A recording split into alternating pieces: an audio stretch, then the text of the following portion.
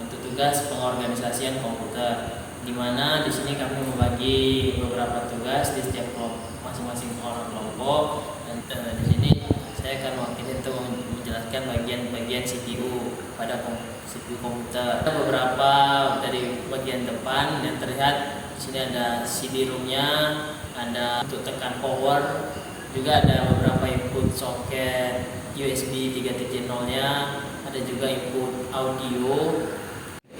Baiklah, yang pertama saya akan menjelaskan pada bagian power supply. Pada bagian power supply ini seperti yang terlihat di bagian belakangnya ada untuk port AC-nya, power AC yang kemudian akan dicolokkan ke power supply komputer dan akan diubah power supply menjadi 24 volt untuk komponen kecil lainnya di komputer.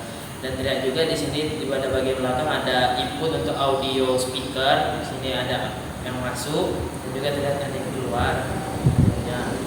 Lalu kemudian di sini ada bagian port dari HDMI, VGA, port LAN, dan juga USB 3.0-nya. Di bawah. Lalu juga di sini ada input dari untuk mouse ataupun keyboard. Ada juga untuk bagian dari kartu VGA, untuk soket kartu VGA. Jadi dia bisa dibuka dari bagian di sini. Setelahnya dari yang tadi kita lihat ada power supply yang terhubung AC, maka kita akan melihat kabel yang keluar dari power supply DC-nya. Di sini seperti yang terlihat ada beberapa kabel dari power supply yang menghubungkan langsung ke motherboard. Lalu dari motherboard itu tegangan DC-nya udah kebagi lagi untuk ke kabel menghidupkan hard disk, CD-ROM dan hard disk tambahan. Dan juga ada di sini dari motherboard tadi terhubung untuk tombol yang di arah depan. Jadi dari motherboard ini ada listriknya, kabel yang menghubungkan ke tombol depan, sehingga ketika tombol depan ada input, dia akan terbaca pada pemrosesan. Di sini juga ada kipas untuk power supply-nya yang terhubung ke motherboard. Jadi kipas power supply-nya itu dapat dari DC dari motherboard. Kegunaan CPU.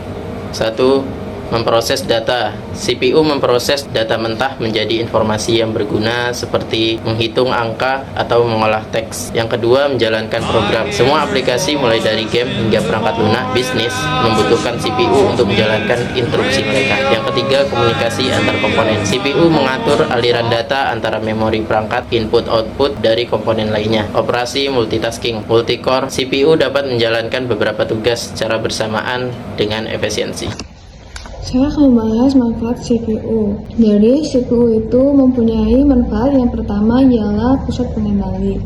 Semua aktivitas komputer, mulai dari menjalankan aplikasi hingga memproses data, itu dikendalikan oleh CPU. Selanjutnya, yang kedua adalah prosesor utama.